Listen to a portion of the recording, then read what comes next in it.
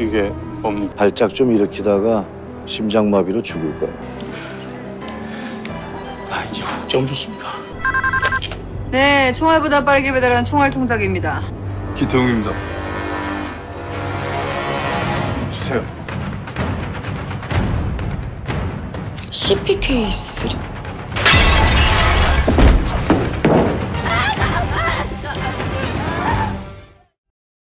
근데 아까 내 업어치기 진짜 끝내주지 않았어? 잠깐만! 잠깐만! 빨리 불어봐.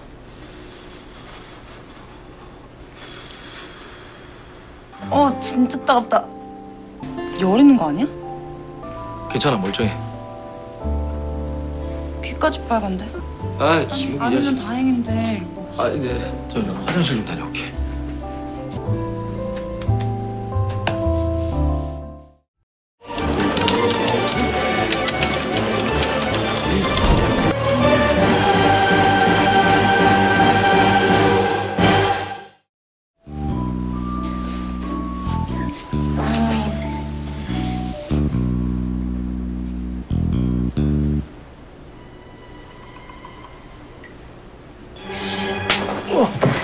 뭐야, 이 자식아!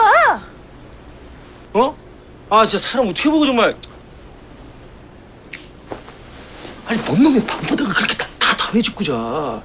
자면서 내가 그 뺨을 너 몇 대를 맞았는 줄 알아? 그럼 당신은 정말 불쌍하다, 불쌍해. 안 봤어.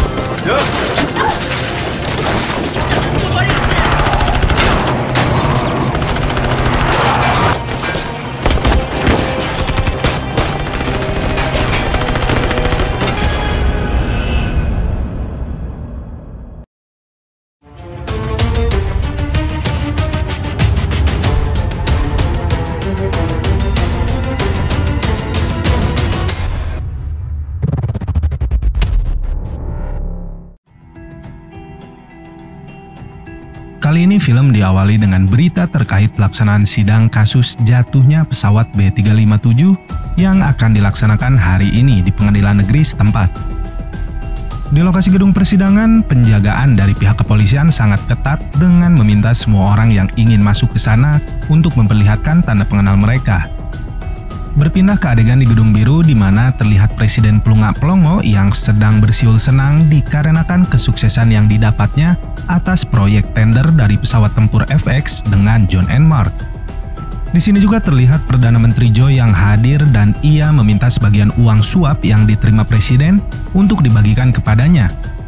Mendengar hal tersebut, Presiden yang Plunga Plongo nan tamak ini pun tampak marah. Ia kemudian menjelaskan bahwa uang suap itu akan dipergunakannya untuk mempertahankan rezimnya setelah masa jabatannya usai. Tak berselang lama, Jessica bersama Sekretaris Yon datang untuk menemui Presiden sesuai dengan permintaan Jessica sebelumnya kepada Sekretaris Yon agar dapat bertemu langsung dengan Presiden untuk menawarkan sebuah bisnis. Di sini Presiden menyambutnya bersama dengan Perdana Menteri Joe sambil menyantap sarapan yang dibuat dari hasil uang rakyat ke dalam perut mereka. Jessica kemudian langsung membicarakan bisnis yang akan ia tawarkan kepada sang presiden, yakni tentang proyek rahasia pengeboran minyak di Kiria yang tidak berjalan mulus, di mana penanggung jawab dari proyek itu ialah Perdana Menteri Joe.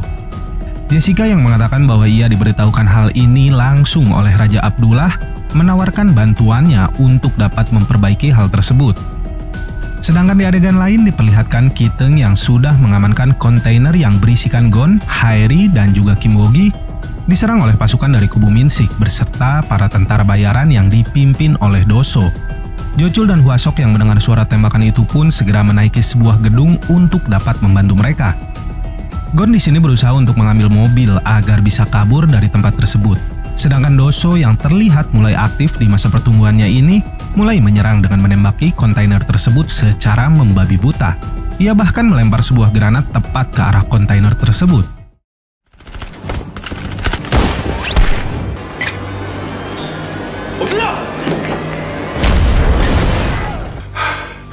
스나이퍼건이야. 저격.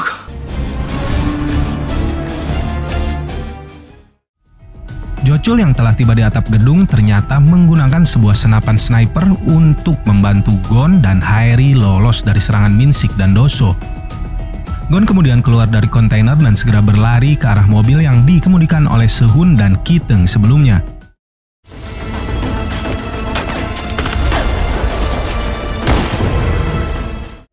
Ia pun berhasil membawa mobil tersebut tepat ke samping kontainer dan menjemput yang lainnya untuk masuk ke dalam mobil dan kabur dari sana. Min-sik kemudian memberitahukan keberadaan Kim Woo-gi yang sedang menuju ke pengadilan kepada Sekretaris Yeon melalui panggilan telepon sambil mengejar mereka. Gon yang mantan pemeran pengganti ini memacu mobilnya ke arah yang berlawanan untuk bisa menyelamatkan nyawa mereka dari tembakan anak buah Min-sik. Dan hal itu ternyata berhasil membuat mereka lolos dari kejaran Min-sik dan melanjutkan perjalanan mereka ke pengadilan.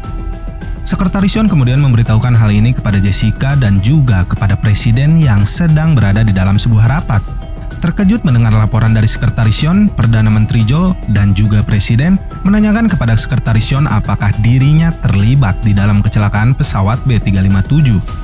Sekretaris Yeon menepis tuduhan itu dan mengatakan bahwa dalang dari kecelakaan itu adalah Wakil Presiden John N. Mark yakni Michael. Di sini Sekretaris Yeon hanya berusaha melenyapkan semua bukti agar proyek pesawat tempur FX bersama John N. Mark bisa berjalan tanpa kendala nantinya. Ia pun meminta Presiden untuk mengembalikan uang suap itu kepada John N. Mark. Namun sang Presiden yang tamak seperti kera ini menolaknya dengan dalih uang itu untuk melanjutkan silsilah politik di Korea nantinya. Sekretaris Yeon kemudian memberikan pilihan lain dengan mengerahkan bantuan dari seluruh kepolisian Korea agar dapat menghentikan dan menangkap Kim Woo-gi yang sedang berusaha menuju ke pengadilan. 인천에서 서울 방향으로 도주 중입니다. 생포할 필요 없어요.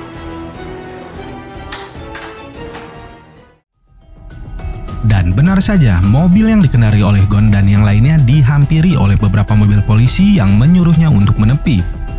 Sedangkan di persidangan terlihat Oh Sang-mi yang dihadirkan untuk menjadi saksi atas kasus jatuhnya pesawat B357.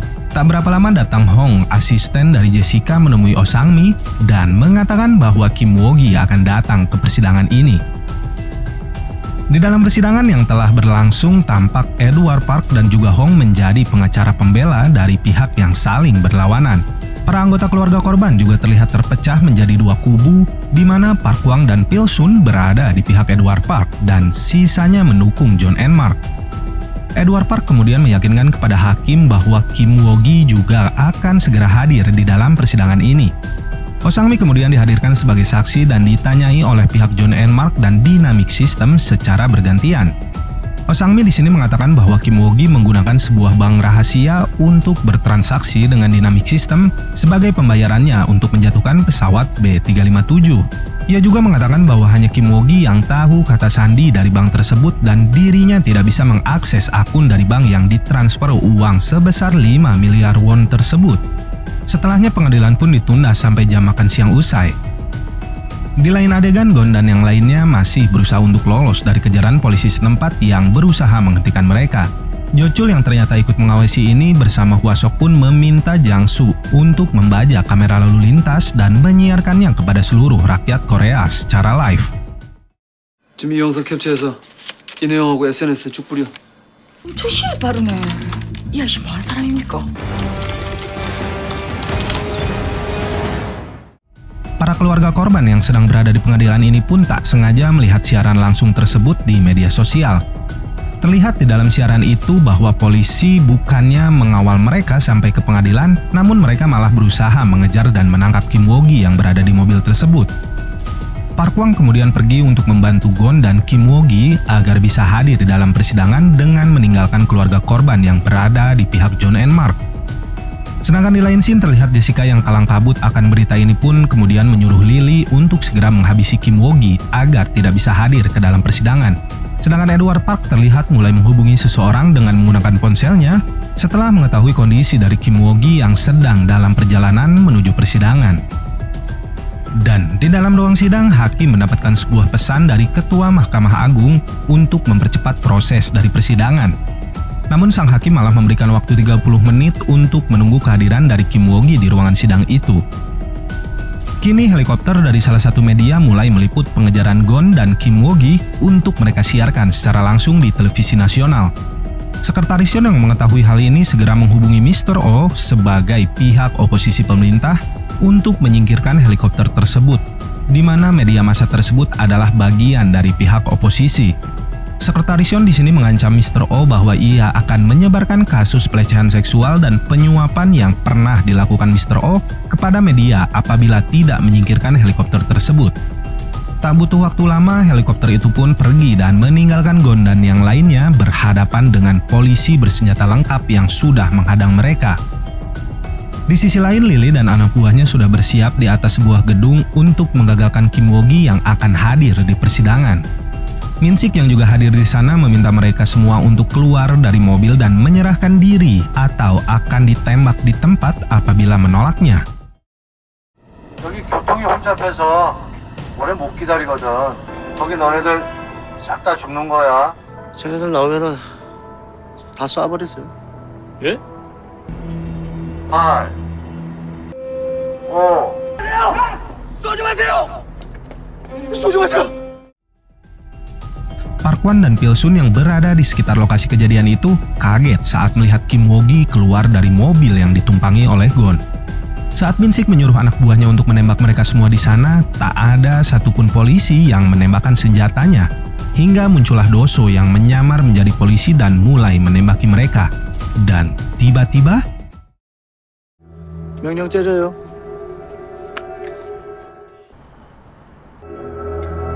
발포!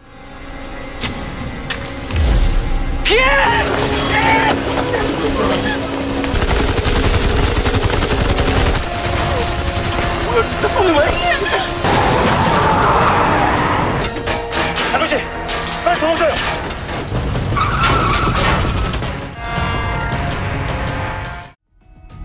hanya berjarak beberapa blok dari sana, mobil mereka yang rusak cukup parah akibat ditembaki itu pun mogok dan memaksa mereka untuk berlari agar bisa hadir di persidangan.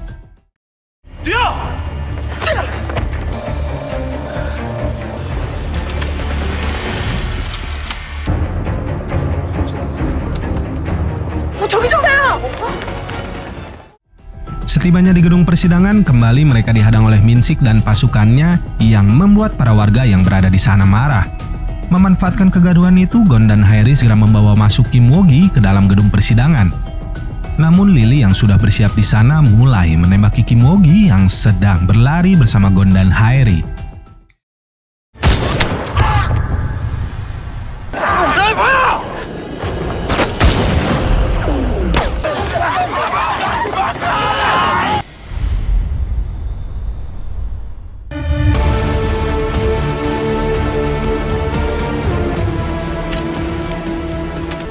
Shoot him now!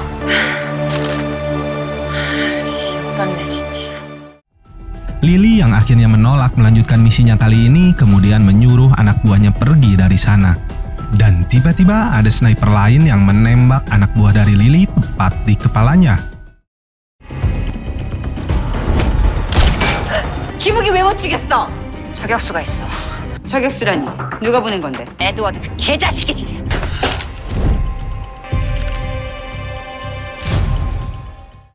Dan akhirnya Kim Woo-gi berhasil tiba di dalam ruang sidang tersebut yang membuat kaget semua orang di dalamnya. 김우기! 데려왔어요. Welcome to the